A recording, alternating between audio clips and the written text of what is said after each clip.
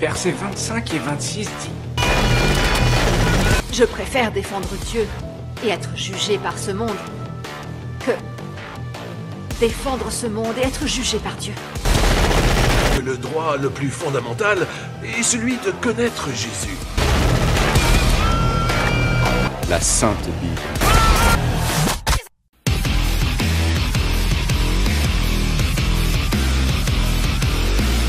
Bonne année les décadents, et bonne santé évidemment. Et pour commencer cette nouvelle année, on va continuer la trilogie de la persécution des chrétiens, avec God is Not Dead 2. À la production, c'est toujours Pureflix, le Netflix chrétien.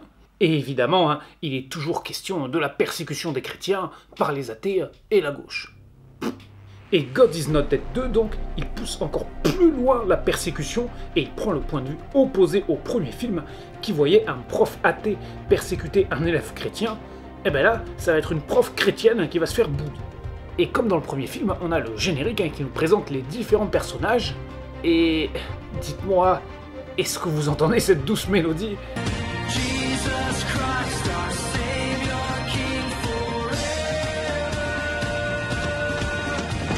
Petit rock chrétien pour s'ambiancer. Ensuite, le film commence. Et là...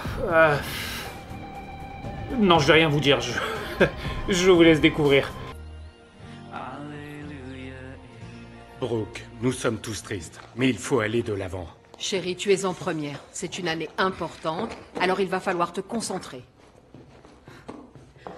Est-ce que tu peux me déposer à l'école? Non, ma puce, je n'ai pas le temps. J'ai rendez-vous avec Mark Shelley au White and Wolf. Quoi? Mais pourquoi tu n'as rien dit? C'est une grande nouvelle. C'est juste un rendez-vous, n'en fais pas tout un plat. Mais est-ce que c'est bien réel, ces doublages-là? Putain, mais je comprends pas. Le premier film, il était très bien doublé. Mais qu'est-ce qui s'est passé là sur ce deuxième film? Et le film est pas du tout clair, car avec une chambre vide, t'es censé le comprendre, mais en fait, son frère est mort, et elle a pas tout à fait fait le deuil, et ses parents sont en mode Osef total.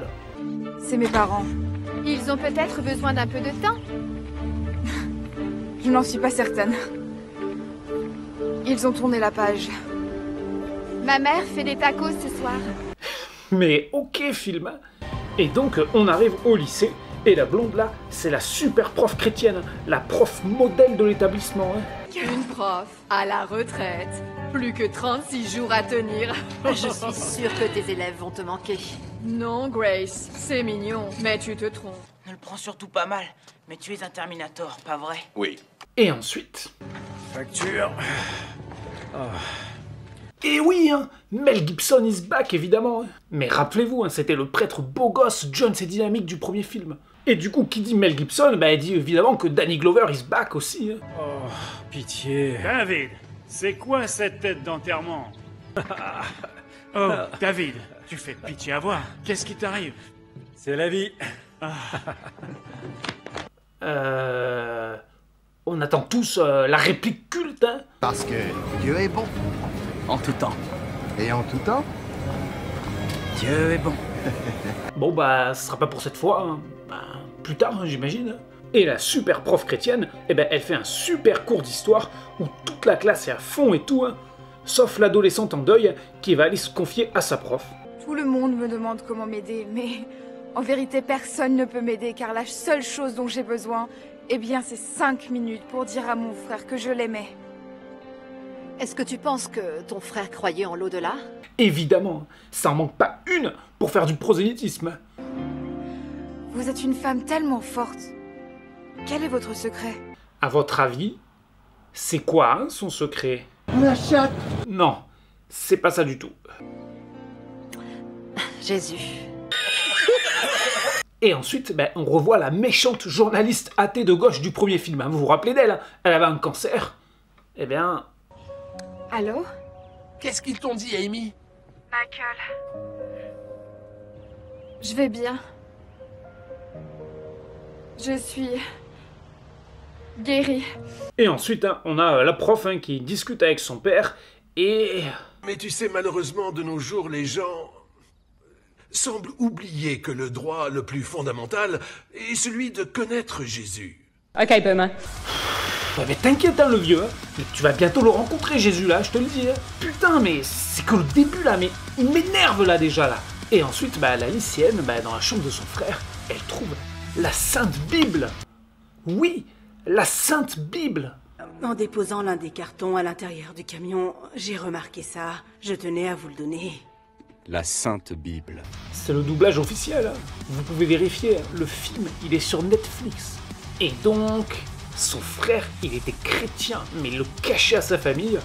En même temps, c'est compréhensible, hein, vu comment ça se passait dans le premier film, quand ta famille découvrait que t'étais chrétien. And his name is John C. Et ensuite, car il est temps que la persécution s'active, hein, en cours, le drame is coming. Ce qui rend la non-violence si radicale, c'est son engagement inébranlable vers le pacifisme. Pas seulement au début, mais également face à la persécution grandissante dont elle est la cible. Oui? Ce n'est pas ce que voulait dire Jésus quand il a dit d'aimer nos ennemis? Si. D'après l'évangile selon Matthieu, Jésus a affirmé, il a été dit, aime ton prochain et hais ton ennemi. Mais je vous dis, aimez vos ennemis et priez pour ceux qui vous persécutent. Et vous serez tous les fils de votre Seigneur. C'est clairement un gage de non-violence. Martin Luther King a fait le lien quand, en parlant... Oh là là, mais la Gestapo, quoi. Donc, évidemment, hein, ça va être le début des emmerdes pour elle. Hein. Mais avant, petite scène avec un figurant du premier film qui a eu une promotion personnage secondaire ici. Mon ami Josh Wheaton m'a dit que vous pourriez répondre à mes questions sur Dieu. Ça fait effectivement partie de mes compétences. Combien de questions as-tu? Pour l'instant, j'en ai 147. Il y a un problème?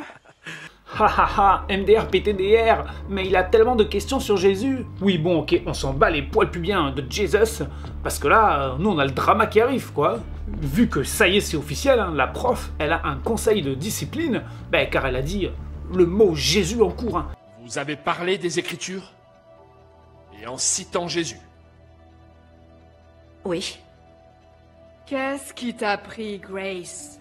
Je suis un organisme cybernétique, un endosquelette de métal sous du tissu charnel. Et du coup, ça va même jusqu'au procès, hein, donc elle a besoin d'un avocat. Je déteste perdre, et je suis prêt à me battre. Êtes-vous croyant? Est-ce que je suis chrétien? Non. Ah! Et donc, quand même, le lycée lui propose une solution à l'amiable si elle s'excuse. Ce qu'elle refuse, hein, évidemment. Je refuse d'avoir peur de dire le nom de Jésus. C'est donc une lutte contre la censure de ces méchants athées là qui veulent cancel Jesus, quoi. Mais le lycée semble confiant, hein. On ne craint rien. Vous êtes sûr? Croyez-moi, ce genre d'affaires, c'est ce qu'ils attendaient. Oui, hein, vous saviez pas, hein, les athées là, mais tout ça cran là pour défoncer Jesus là dès qu'ils en ont l'occasion. Hein. Et maintenant, il est temps de faire connaissance avec le méchant du film. C'est l'avocat qui va défendre les parents plaignants au procès et qui bouffe du chrétien à chaque petit déjeuner. Hein.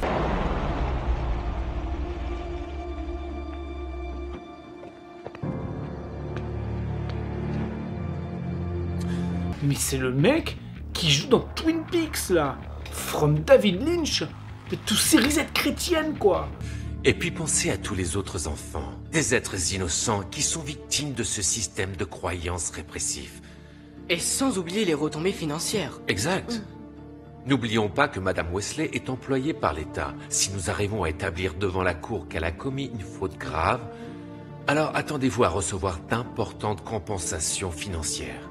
Et ensuite, c'est la sélection des jurés au tribunal, hein, les citoyens qui vont composer le jury, et Mel Gibson se fait sélectionner. Vous êtes donc le juré numéro 12. Vous avez de la chance. Vous êtes le dernier. J'avais plus de chances d'être foudroyé. Je crois que c'est de l'humour chrétien. Et on a aussi une petite entrevue avec le méchant du film, qui s'avère, accessoirement, hein, être l'empereur Palpatine. Connaissez-vous la haine, Tom? Pas la haine des contes de fées, mais la haine pure. Je hais les idées défendues par votre cliente. Ces gens nuisent à la société. Et pour ce premier jour de procès, il cache sa haine des chrétiens derrière... N'importe quel élève de l'école primaire a entendu parler du concept de séparation de l'Église et de l'État. Ben oui, la laïcité évidemment. D'ailleurs, hein, oui, aux USA, ils se disent laïcs, hein. Enfin, tellement rien à voir avec ici que je sais pas si le mot est vraiment approprié. Enfin, si, je sais, le mot est pas du tout approprié en fait. En gros, là-bas, l'État doit mettre en avant la religion sans en favoriser une plus que les autres. Ben du coup, ça donne un pays où les sectes pullulent et où t'as des gens dans la rue là, qui sont sur des petits escabeaux et qui crient à propos de Jésus et tout, hein. Bref, mais un pays de détraqué total. Mais bon, on reprend le film. En parallèle, eh ben, on a la journaliste anciennement de gauche, anciennement athée, qui s'intéresse un peu à tout ça. Pourquoi tes parents font ça? Pourquoi? Pour que je puisse facilement entrer à Stanford. C'est ça le rêve de ma mère. Et mon père attend une compensation. Et du coup, ben, vous devez vous demander, mais qu'est-ce que pensent les médias de tout ça? Cette femme, cette fondamentaliste, a totalement abusé de sa position d'enseignante pour farcir la tête de nos enfants de sottises. À mon avis, les extrémistes religieux dont il faut avoir peur sont les fondamentalistes chrétiens. Ben oui, hein. El famoso média complice du complot athée, hein. Mais c'est bien connu, hein. Et donc, le procès continue. Madame Kinney, auriez-vous l'amabilité de dire à la cour le nom complet de votre lycée? Lycée du docteur Martin Luther King, c'est son nom complet. Je remarque que le nom du lycée ne mentionne pas son titre de révérend. Pourquoi? C'est son implication dans la lutte pour les droits civiques que nous préférons souligner. Voilà qui est intéressant. Voilà qui est intéressant. Dites-moi, avez-vous lu sa lettre envoyée de la prison de Birmingham? Oui, c'est un texte fondateur des droits civiques. Dans cette lettre... Cette lettre... Alors déjà, c'est la plaidoirie la plus molle ever. Mais surtout... Putain, mais on dirait les dialogues... Ils sont ralentis, quoi. Et ensuite, là, il va falloir être attentif, car ça tease un peu les événements du 3e film. On a une petite scène de dîner entre chrétiens. Messieurs, je ne veux pas être un rabat-joie, mais un ami du bureau du procureur vient de m'avertir que nous étions soumis à une injonction. Nous devons leur remettre une copie de tous nos sermons des 3 derniers mois, pour un contrôle. Est-ce qu'ils ont le droit? Ils l'ont fait à Houston. Alors maintenant, le gouvernement peut décider de quoi doivent traiter nos sermons? Oui, on subit des pressions, mais avec le temps, tout rentrera dans l'ordre. Mais qu'est-ce qui s'est passé là? Mais en fait, le doublage là de ce film, c'est du troll. Les doubleurs là, mais ces athées énervés, mais qui ont décidé de saboter le film en fait. Mais j'ai pas d'autre explication. Je suis juré dans une affaire qui concerne ces problèmes. Bien sûr, je ne peux pas en parler, mais je peux vous dire que ça m'a fait comprendre que si on restait les bras croisés, la pression que nous ressentons se transformera en persécution. Ah, persécution, le mot est lâché. Hein. Et maintenant, petite musique au piano, petit monologue et tout, c'est du sérieux. Hein. Qu'on le reconnaisse ou pas, on est en guerre. La guerre d'Éphésiens 6. Pas contre la chair et le sang, mais contre les dominations, contre les esprits malveillants dans les lieux célestes. Et si nous persistons à nier l'évidence, alors on va tout perdre. Et le soir venu, eh ben, la meuf, elle dîne avec l'avocat, et mais c'est un peu malaisant. Hein. C'était un rêve de gosse, d'être avocat? Non, je voulais être Batman. Je voulais revenir sur une blague de mon spectacle qui, clairement, est mal passée. J'ai vu cette église devant moi. Devant, il y avait un panneau, et j'ai stoppé net. Ce panneau... Il disait... Je t'encule ta mère! En le lisant, j'ai entendu la voix du Seigneur. Je suis pas psy, hein, mais quand on entend des voix, normalement, il faut les consulter. Hein. Et en montage parallèle, là, le gars là, qui avait 300 questions à propos de Jesus, eh ben, son père est pas très content, quoi. Allez, tu rentres avec moi. Mais Dieu... Obéis-moi! Et arrête de parler de ton Dieu comme s'il existait. Mais il existe. Où que se pose mon regard, je vois clairement des preuves de son existence. Si tu acceptais d'ouvrir les yeux, tu le verrais. Insolent! Dieu s'est adressé à moi. J'ai entendu sa parole. Je veux pas te faire souffrir. que je vais t'exterminer. Insolent! Et on reprend nos esprits, hein, parce que quand même, il y a le procès qui continue. Hein. Et je sais pas comment vous annoncer ça, mais ça a glissé, quoi.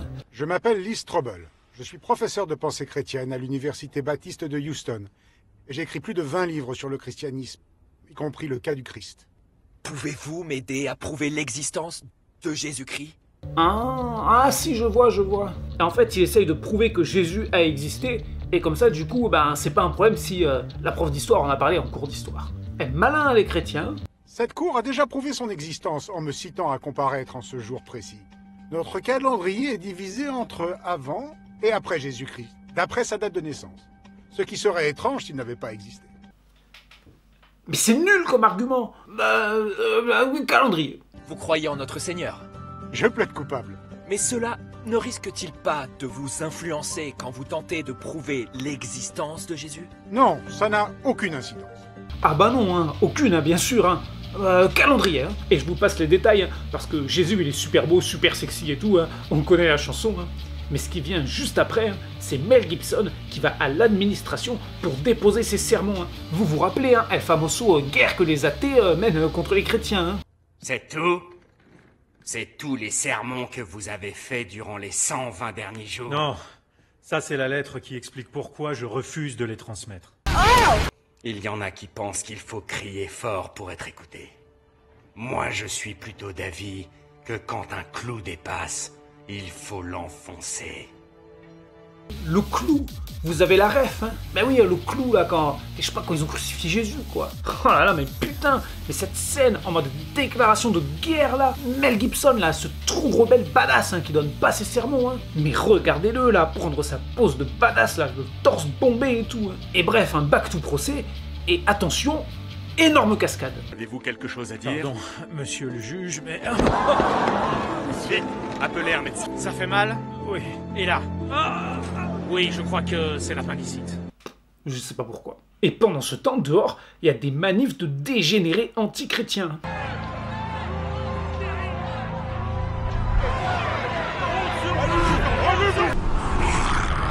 Mais c'est incroyable, parce que IRL, c'est plutôt ça ce qui se passe aux États-Unis. Hein.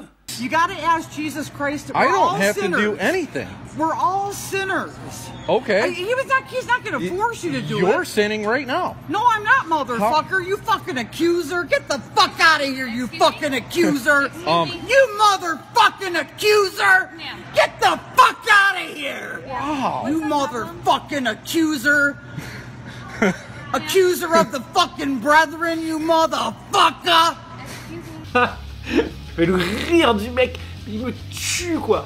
Mais cette vidéo, elle me tue de toute façon, quoi. Putain, mais ce pays, là, où tu peux pas aller, mais t'acheter du PQ tranquille au supermarché, là, mais sans qu'il y ait des maboules, là, mais qui viennent te parler de Jésus, et qui t'insultent, là, de baiser de maman, quoi. Je pense qu'il faut utiliser la frappe atomique contre eux, quoi, mais...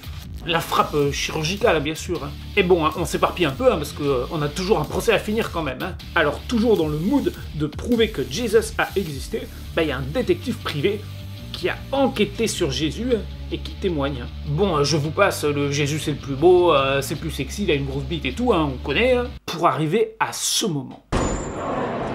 Elle n'a commis aucune faute, elle voulait juste m'aider. Brooke, silence! Faites silence! Jeune fille!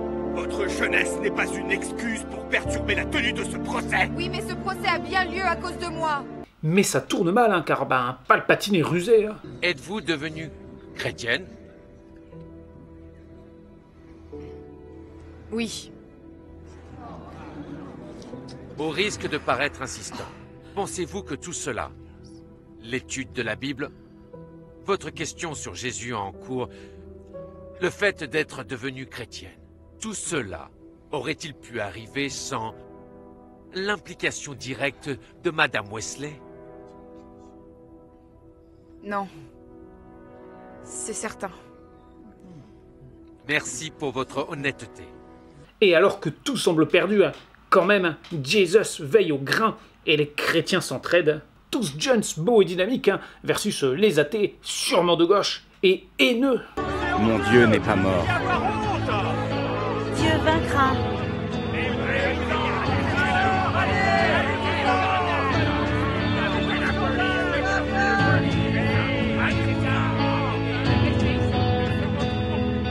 Et l'avocat, il débarque en mode beau gosse, petit montage et tout.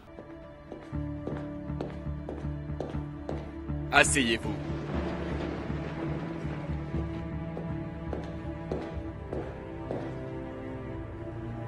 Où est Maître Handler?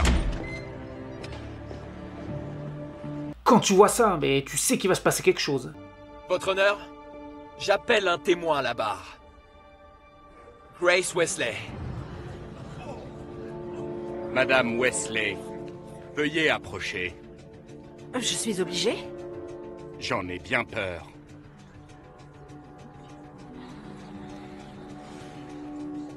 Votre honneur, étant donné sa réticence à témoigner, me permettez-vous de la traiter en témoin hostile? Accordé. Mais c'est à vos risques et périls. Et maintenant, je vais vous laisser savourer cette scène, mais level improbabilité maximum. Vous m'avez dit que Jésus vous avait posé une question. Quelle était cette question? On aimerait le savoir. Je crois que nous le méritons. Pourquoi est-ce que vous me faites ça? Répondez-moi. Personne ne me croira. Peu importe. Tout ce qui compte, c'est que vous y croyez. Répondez, sous peine d'être accusé de parjure. Quelle est la question que Dieu vous a posée ce fameux soir devant l'église? J'attends une réponse. Répondez-moi!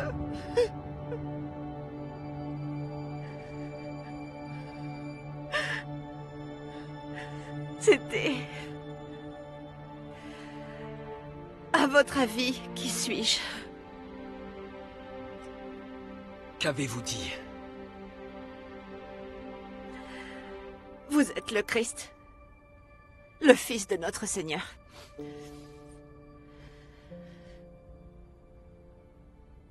C'était donc ça.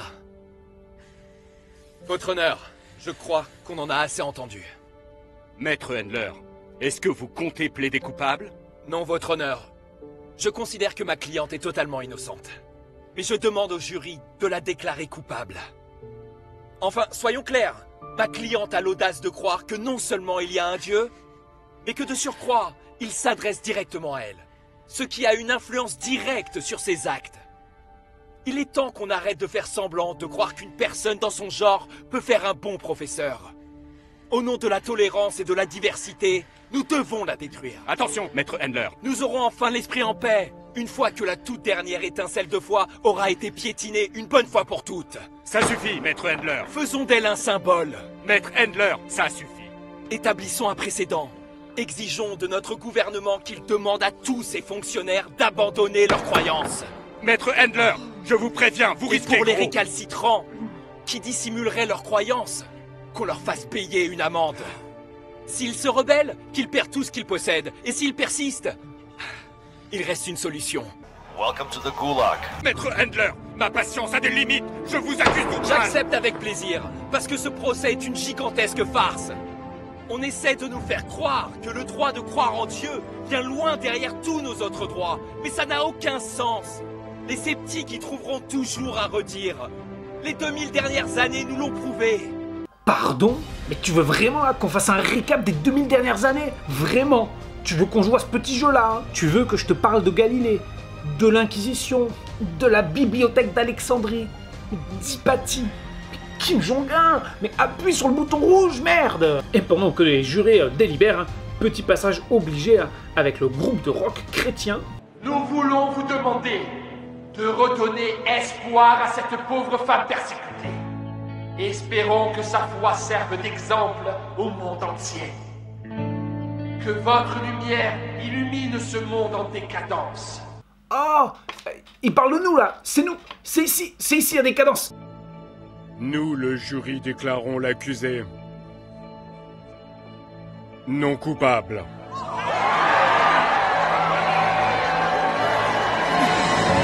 Et le méchant, une fois vaincu, envoie sa punchline de défaite. Jolie chaussure. Et vu que le film, il en a plus rien à foutre, ça continue dans les dialogues à chier. Merci. Oui. Ça y est, putain, il y a la WC qui arrive là, mais je vais faire un malaise. Ils sont pas capables, mais d'avoir une conversation simple, Mais dès qu'il est plus question de Jesus, mais putain, mais ils ont plus de vocabulaire, hein, c'est un truc de fou, hein.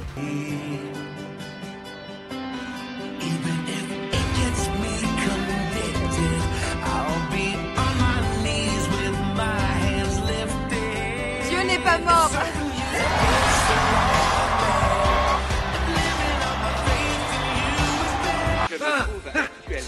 Tu as gagné. Dieu est... Ok, Boomer. A été jugé non coupable. Ses supporters fêtent leur victoire à Hope Springs. Alors tu vas le dire ou je le dis? Dire quoi? Dieu est bon. Tout le temps. Et tout le temps. Dieu est bon. Mais oh mais non. Mais les traducteurs quoi, mais c'était vraiment trop compliqué mais de copier-coller la traduction du premier film ou quoi là, j'ai du mal à comprendre. Hein. Et donc bah, le film il se finit comme ça.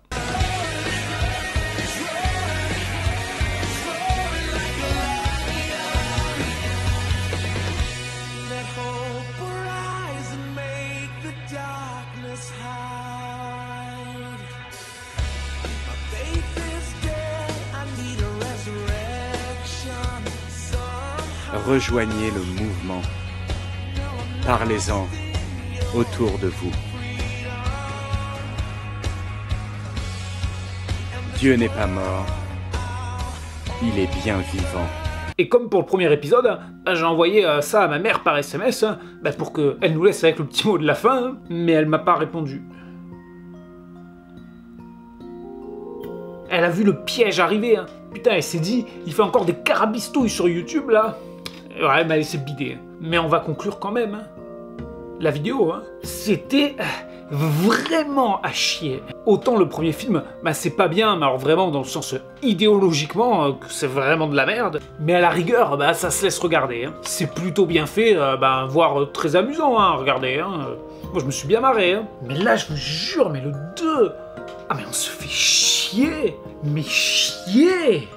Le premier film, il multipliait un peu les points de vue, on s'ennuyait pas trop. Hein. Mais là, c'est juste du blablabla au procès. Hein.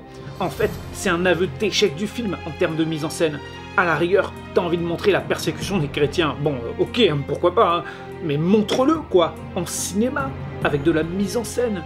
Et le film en est incapable. Donc il fait du blablabla, Jésus, blablabla. Mais sinon, pour le mot de la fin, bah, quand on voit ce film quand même... Hein, qui pousse vraiment d'un cran le délire de persécution, ça permet un peu mieux de comprendre que des réacs pètent des câbles aux États-Unis et tentent un pseudo coup d'état redneck style. C'est assez fou hein, ce qui se passe dans ce pays, c'est pour ça que j'aime regarder ces films chrétiens-là, hein. C'est que ça permet de voir un peu le mindset de ces gens, hein. L'histoire qui est racontée, mais dans l'autre camp. Hein. Et à savoir que c'est la guerre quoi, hein, contre Sauron et Palpatine, les gauchistes. Hein. C'est incroyable ce pays. Et le troisième film, il pousse encore d'un cran le délire, quoi. Ça va être la guerre, ça y est. Hein. Et donc, si vous voulez voir ça, vous connaissez la chanson. Hein. Vous m'atomisez la barre de like et vous exigez en commentaire que je fasse le troisième film. Et sur ce, ciao les décadents.